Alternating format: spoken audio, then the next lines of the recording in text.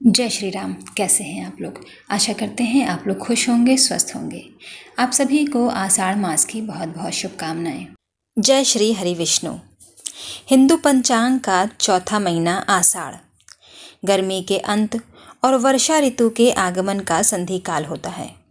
वह कृषि के लिए बुआई का समय और आध्यात्मिक रूप से कामना पूर्ति, दान तथा गुरु पूजन का पवित्र रूप माना जाता है। इस महीने में तेज़ गर्मी होती है और उस तेज़ गर्मी के बाद होती है मूसलाधार बारिश, जिससे चारों ओर हरियाली छा जाती है। आसमान में काले बादल घिरते हैं और पपीहे और मोर की आवाज़ें गूंजने लगती हैं।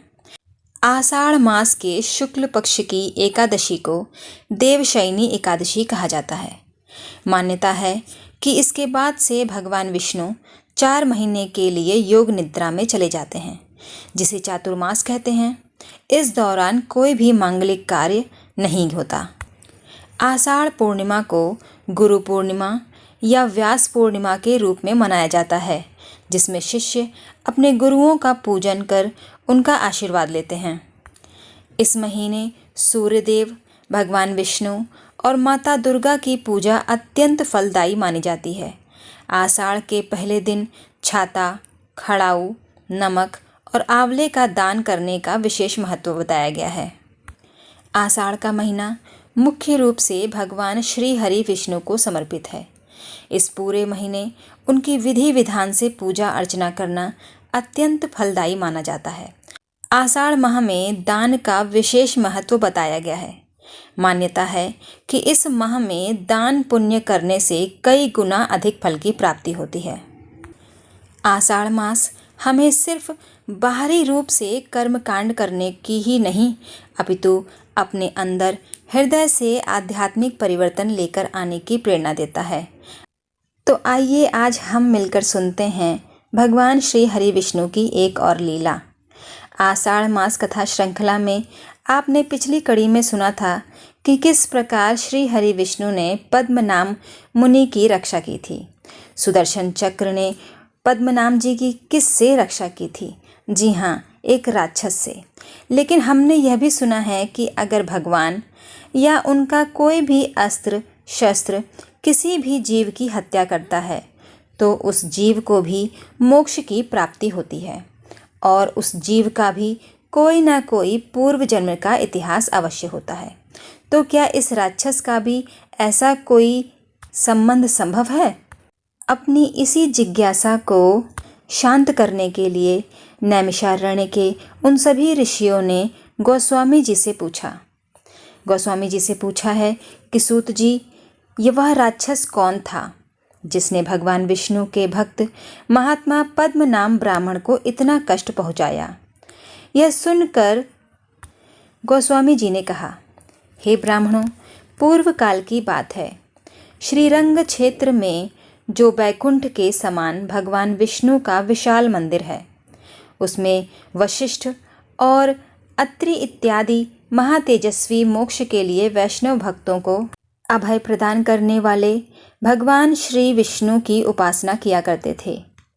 अब एक दिन क्या हुआ कि वीरबाहु का अत्यंत बलवान पुत्र था और उसका नाम था सुंदर। सुंदर नाम वाला यह गंधर्व सैकड़ों स्त्रियों के साथ उस क्षेत्र में आया और एक जलाशय में निर्वस्त्र होकर अपने साथ आई हुई युवतियों के साथ आनंदपूर्वक जल विहार करने लगा।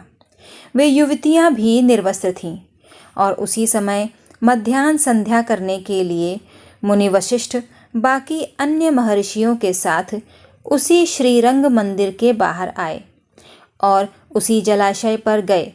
अब इन आए हुए ऋषि मुनियों को देखकर वे सभी सुंदर स्त्रियां भय के मारे डर गईं और उन्होंने अपने अपने वस्त्र पहनकर अपने शरीर को ढक लिया।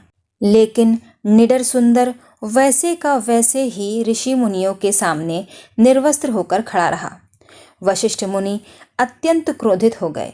उन्होंने उस निर्लज्ज को श्राप देते हुए कहा कि हे सुंदर गंधर्व, तूने हम सभी को देख कर के भी लज्जावश वस्त्र धारण नहीं किए और इसलिए मैं तुम्हें श्राप देता हूँ कि तू राक्षस योनि को प्राप्त हो जा। महर्षि वशिष्ठ के ऐसा कहने पर उसकी सभी पत्नियां हाथ जोड़कर उनके चरणों में गिर पड़ीं और भक्तिभाव से विनीत होकर बोलने लगीं। हे भगवान, आप सब धर्मों के ज्ञाता हैं, साक्षात ब्रह्मा जी के पुत्र हैं। हे दया सिंधु, पति ही नारियों का उत्तम आभूषण होता है। पतिहीन नारी 100 पुत्रों वाली होकर भी संसार में विधवा ही कहलाती है। ऐसी नारियों को लोग हीन भावना से देखते हैं, उनका जन्म व्यर्थ हो जाता है। इसलिए हे मुनि, हमारे पति के ऊपर आप कृपा कीजिए, प्रसन्न होइए। तत्पश्चात मुनियों को एक अपराध की तो क्षमा होती है। हे दया सिंधु, सुंदर आपका शिष्य है, उसे क्षमा कर दीजिए। सुंदर की पत्नियों ने जब इस प्रकार प्रार्थना की तो ऋषि वशिष्ठ ने कहा, सुंदरियों, मेरा वचन कभी व्यर्थ नहीं हो सकता, लेकिन इस श्राप से मुक्त होने का एक उपाय मैं तुम्हें बताता हूँ।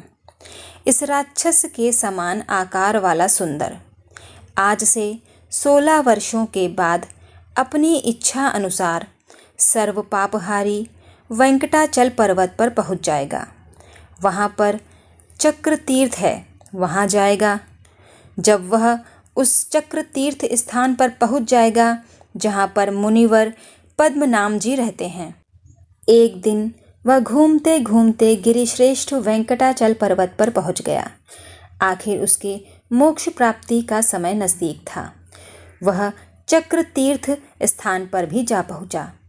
इस भ्रमण में ही उसके 16 वर्ष पूरे हो चुके थे। इसके बाद चक्र तीर्थ निवासी पद्मनाम मुनि को खा जाने के लिए उसने बड़े वेग से उनकी तरफ आक्रमण किया। मुनि ने भगवान विष्णु की स्तुति की और फिर भगवान ने राक्षस द्वारा पीड़ित उस पद्मनाम मुनि की रक्षा के लिए सुदर्शन चक्र को भेजा और इस प्रकार चक्र ने आकर उस राक्षस का मस्तक काट डाला। तब यह राक्षस का शरीर छोड़कर दिव्य देह धारण करके विमान पर जा बैठा और उस समय उसके ऊपर पुष्पों की वर्षा हो रही थी। उसने हाथ जोड़कर सुदर्शन चक्र को प्रणाम किया और फिर उन द्विज श्रेष्ठ पद्मनाम को भी उसने प्रणाम किया और फिर उन सब की आज्ञा लेकर वह सुंदर गंधर्व स्वर्ग की ओर लौट गया। कथा का समापन करते हुए सूत गोस्वामी जी कहते हैं कि हे ब्राह्मणों, इस प्रकार मैंने उस राक्षस की उत्पत्ति का वृतांत और चक्र तीर्थ का पाप नाशक महात्म्य सुनाया है। मैं ईश्वर से प्रार्थना करती हूँ कि भगवान हम सब का उद्धार करें, हमें हमारे पिछले जन्मों के गलत कर्मों से मुक्त करें, हमारी रक्षा करें, हमारा मार्गदर्शन करें। जैसे हरि विष्णु ने सुंदर को मोक्ष प्रदान किया, उसी तरह विष्णु जी हमें भी मोक्ष प्रदान करें, हम सबका कल्याण करें। यदि ये कथा आपको अच्छी लगी हो तो कमेंट में जय श्री हरि विष्णु लिखना मत भूलिएगा। मेरी वीडियो को लाइक करिएगा, शेयर करिएगा, अपने प्रियजनों से साझा कीजिएगा। मेरे चैनल को अगर आपने सब्सक्राइब नहीं किया है तो प्लीज़ सब्सक्राइब कर लीजिएगा। तब तक के लिए जय श्री राम।